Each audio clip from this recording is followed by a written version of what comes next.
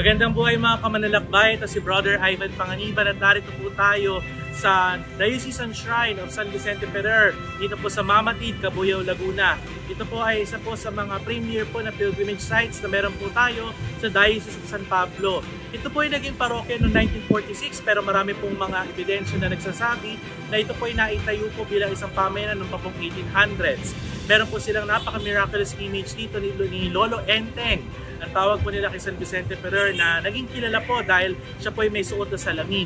Marami na po ang naging miracles na na-attribute po kay Lolo Enteng dito po sa Cabuyao, Laguna. At ito po ay dinadalaw po na napakaraming tao. Kaya po ito po ay naging Diocesan Shrine noong taong 2010. Ngayon po meron po tayo ditong imahen ng pilgrim image po ni Lolo Enteng na pwede pong dalawin ng mga pilgrims. At pagpasok po natin sa simbahan, pwede pong dalawin ang centuries old image po ni Lolo Enteng. Kaya po tara po, pumunta po tayo dito sa dambana ng Mamatid.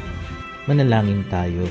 Mahal namin poong San Vicente Ferrer, pinagkakaloob mo sa amin ng Ama upang maging huwaran namin. Idalangin mo sa Diyos na ipagkaloob sa amin ang awa at tulong dito sa hinhiling namin sa iyo, mahal na Santo. Ang pagpapala mo sa Santa Iglesia, ang pagkakasundo ng lahat ng mga Kristiyano, ang pagbabalik loob ng Diyos sa mga dibinyagan, ang kagipitan at kahirapan ng aming bayan. Hinihiling namin ito sa ngalan ni Jesucristo ang aming Panginoon.